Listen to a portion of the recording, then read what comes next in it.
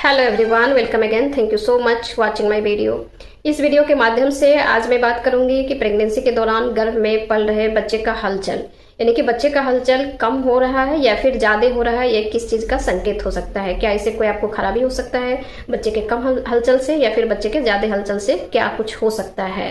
तो चलिए सबसे पहले हम जानते हैं कि 24वें हफ्ते तक आपको बच्चे का हलचल पता लग जाना चाहिए।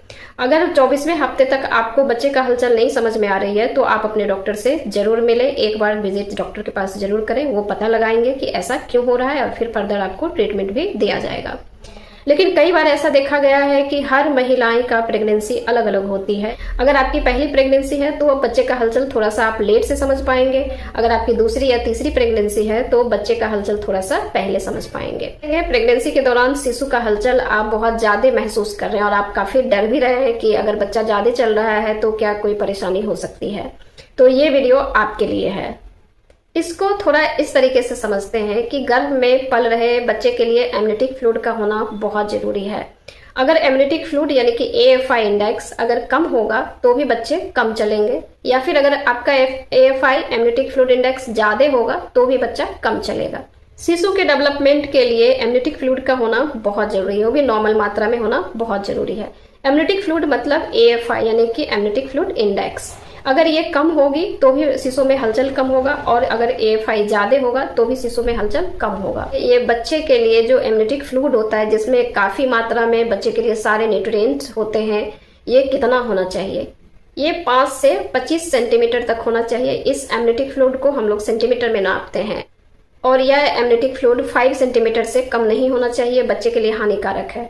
अगर एमनियोटिक फ्लूइड कम होता है तो इसे हम ओलिगोहाइड्रोमिनोज कहते हैं।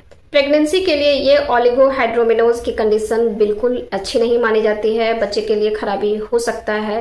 अगर आपकी प्रेगनेंसी 32 से 34 सप्ताह के बीच चल रहा है, इस समय आपका एमनियोटिक फ्लूइड 8 से 10 सेंटीमीटर होना बहुत जरूरी है। अगर एमनियोटिक फ्लूइड अच्छी रहेगी, अच्छी मात्रा में रहेगी, तो बच्चे की डेवलपमेंट बहुत अच्छे से होगी और बच्चे में हलचल भी बहुत अच्छा रहेगा। कुछ महिलाओं में रात में शिशु ज्यादा हलचल करते हैं और दिन में कम करते हैं, क्योंकि ये डिपेंड करता है शिशु के सोने के शेड्यूल पे। अगर आपके बेबी गर्भ में रात में सो रहे होते हैं तो दिन में ज्यादा हलचल होंगे, और अगर दिन में सो रहे होते हैं तो रात में ज्यादा हलचल होंगे।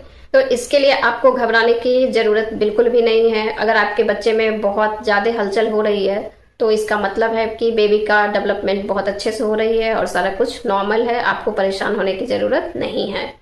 प्रेगनेंसी के दौरान शिशु का हलचल 1 घंटे में 8 से 10 बार अगर हो रही है तो ये नॉर्मल है, घबराने की जरूरत बिल्कुल भी नहीं है। और अगर आपको हलचल नहीं समझ में आ रही है तो आप ठंडा पानी, फ्रूट का जूस पिए, कुछ मीठा खाएं, थोड़ा सा टहलें, थोड़ा सा लेट करके, लेफ्ट साइड लेट करके बेबी के मूवमेंट को फील करें। अगर इसके बावजूद भी बेबी का मूवमेंट फील नहीं होता है तो फिर आप अपने डॉक्टर से तुरंत मिलें।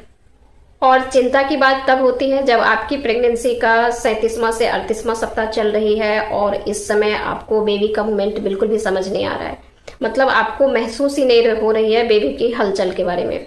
तो इस समय ऐसा भी माना जाता है कि बच्चे के कंप्लीट डेवलपमेंट हो चुका है। अब आपको जो जितना पहले बेबी का हलचल समझ में आ रहा था उतना नहीं आएगा, बट बच्चे के हाथ पैर का जो किकिंग होता है वो समझ में आएगा। तो इस समय आपको काफी कॉन्शियस रहने की जरूरत है, काफी कॉन्शियस रहना चाहिए। जब भी आपको एक दिन में बच्चे का हलचल महसूस नहीं होता है तो आपको अपने डॉक्टर से जरूर मिलना चाहिए।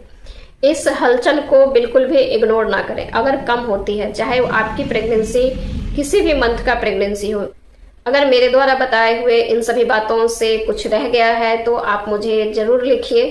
Thank you for watching.